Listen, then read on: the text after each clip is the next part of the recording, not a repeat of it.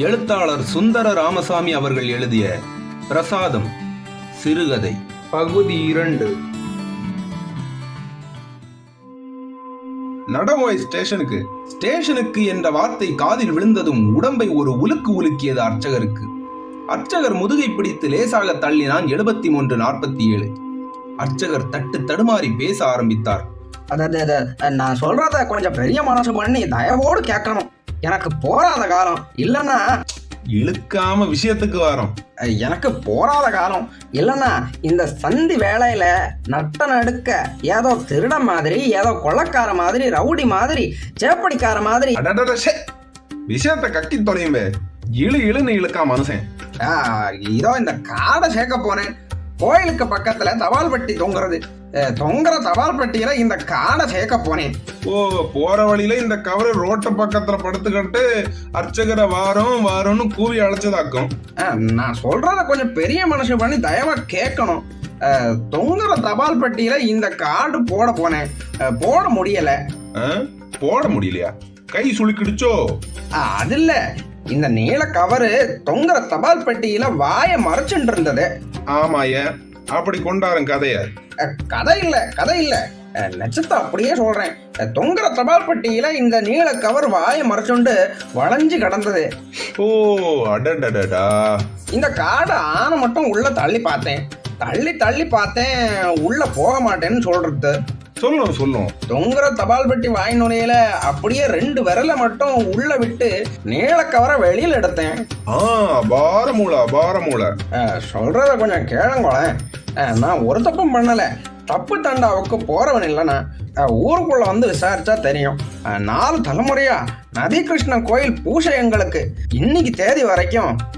விஷயத்த சுருக்க சொல்லி தொலையுமே ஐயா. செக்கு மாடு கணக்கா சுத்தி வாரா மனுஷன்.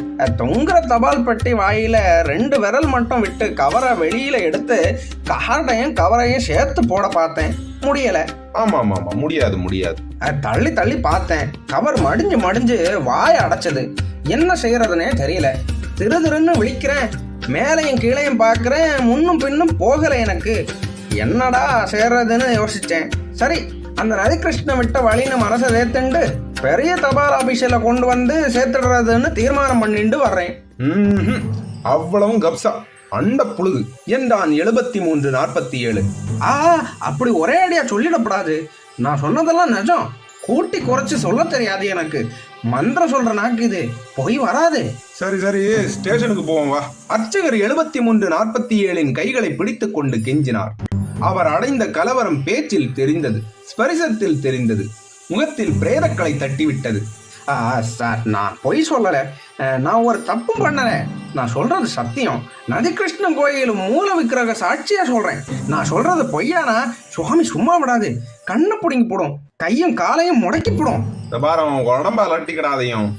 ஸ்டேஷனுக்கு வரோம். அர்ச்சகர் கையை பிடித்து கொண்டு நடக்க ஆரம்பித்தான். அவன் அர்ச்சகர் மெதுவாக கையை இழுத்து கொண்டு பின்தொடர்ந்தார். அவருக்கு உடம்பெல்லாம் பூசியது. அவமானத்தால் உள்வாங்கி நடந்தார். அவருக்கு தெரிந்த 1000 பேர்கள் சுற்றி சூழ நின்று கொண்டு வேடிக்கை பார்ப்பது போல் இருந்தது. எல்லோரும் அதிசயத்தோடு பார்த்து கொண்டு நின்றார்கள். பஜாரை தாண்டித்தான் ஸ்டேஷனுக்கு போக வேண்டும். எல்லா வியாபாரிகளையும் அவருக்கு தெரியும். வியாபாரிகளின் ஜென்ம நட்சத்திரத்தன்று கோயில் பூசை செய்து பிரசாதம் கொண்டு போய் கொடுப்பார். எல்லோருக்கும் அவரிடத்தில் மதிப்பு. அவர்கள் முன்னால் நடந்து போக வேண்டும். எல்லோரும் கடை வாசலில் நின்று பார்ப்பார்கள். அர்ச்சகருக்கு தான் ஜெயில் கம்பிகளை பிடித்து கொண்டு நிற்பது மாதிரி தோன்றிற்று. மனைவியும் குழந்தைகளும் முன்னால் நின்று நெஞ்சில் அடித்துக் கொண்டு அழுகிறார்கள். போலீஸ் சேவகன் வந்து தடியால் அவர்களை வெளியே தள்ளுகிறான். 7347 காலில் சாஷ்டாங்கமாய் விழுந்து விடுவோமா என்று எண்ணினார் அர்ச்சகர். குய்யோ முறையோ என்று கத்தி கூட்டத்தை கூட்டுவோமா என்றும் எண்ணினார்.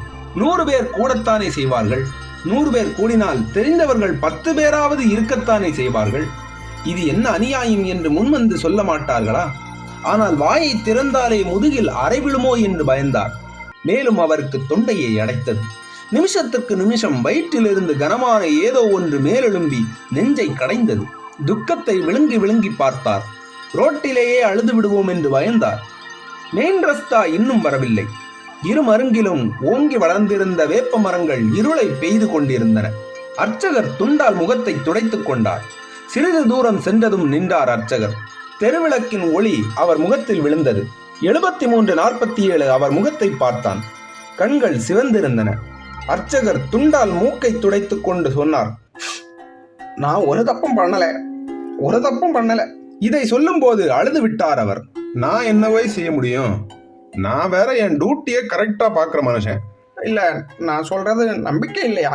நம்பிக்கையை பொறுத்து விஷயம் இல்லை ஓய் இது. ஸ்டேஷனுக்கு வரோம், இன்ஸ்பெக்டர் கிட்ட விஷயத்த சொல்லும். இன்ஸ்பெக்டர் விட்டா நானா பிடிச்சு கட்ட போறேன். இன்ஸ்பெக்டர் விட்டுருவாரோ? எனக்கு என்ன ஜோசியமா தெரியும்? இன்ஸ்பெக்டர் வேற ஒன்றும் செய்ய மாட்டாரே. என்னது? இல்ல, வந்து அடிக்கடி இந்த மாதிரி. அதை சொல்வதற்கே வெட்கமாயிருந்தது அவருக்கு. இத்தனை பெரிய சரீரத்தில் அதைவிடவும் பெரிய கோழைத்தனம் குடிபுகுந்திருப்பதை எண்ணி மனதுள் சிரித்துக் கொண்டான் 7347. அடிக்கடி எல்லாம் கேஸ பொறுத்தது. அடிக்கப்படாதுன்னு சட்டமா? சந்தேகம் வந்துடுச்சுன்னா எலும்பு உருவி எடுத்துருவாங்க. அதுலயும் இப்ப வந்திருக்கிற இன்ஸ்பெக்டர் எமக்காதங்க, நச்சு போடுவான் நச்சு. ஐயோ, எனக்கு என்ன செய்யணும்னே தெரியலையே என்று அர்ச்சகர் பிரலாபித்தார். அந்த குரல் 7347 மனதை தாக்கிற்று. உம்மை பார்த்தா எனக்கு இரக்கமாத்தான் இருக்கு. அப்படின்னா என்ன விட்டுடுமே, உமக்கு கோடி புண்ணியம் உண்டு. அது முடியுமா? கேஸ்ல புடிச்சா விட முடியுமா? இதெல்லாம் விளையாட்டு காரியமா? உத்தியோகம் பணயமாயிடுமே. அர்ச்சகர் சிலை போல் நின்றார். மீண்டும் 7347 தான் பேச்சை ஆரம்பித்தான். ஒண்ணு வேணா செய்யலாம், அதுவும் பாவமேனு பார்த்து செய்யணும். என்னது? HC டெஸ்ட் சொல்லி கேஸ ஒரு மாதிரியா வெளியே தெரியாம ஓச்சிடலாம். அதாரு HC? அது ஹெட் கான்ஸ்டபிள். அப்படின்னா சொல்லும், நீர் நன்னா இருப்பேள். நதிகிருஷ்ணன் உம்மை கண் திறந்து பாப்பா. HC முன்னால போய் இழிக்கணும். அதுலயும் பெரிய சீன்றம் பிடிச்ச மனுஷன் அவன். உடனே கொம்புல ஏறிடுவானே, கால் மேல காலே போட்டுக்கிடுவான். ஐயோ, நேர் எனக்காக சொல்லணும், இல்லைன்னா நான் அவமானப்பட்டு அழிஞ்சு போயிடுவேன். இது பணத்தால காசால நடத்துற ஜீவனம் இல்லை. கீஷன்னு வந்துடுத்தா உத்தியோகம் போயிடும். நான் சம்சாரி, அன்னத்துக்கு லாட்டரி அடிக்கும்படி ஆயிடும்.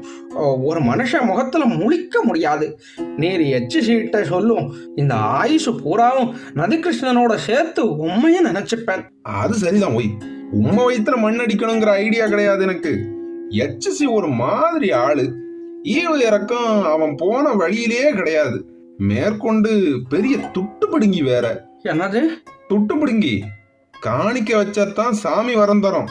இந்த இளவுக்காக சுட்டித்தான் அந்த மனுஷங்கிட்ட வள்ளிசா சிபாரிசுக்கு போறதில்ல நானு. துட்டு கொடுக்கணுமா? என்ன கொடுக்கணும்? 5-10 கேட்பான். ஐயோ, 5-10?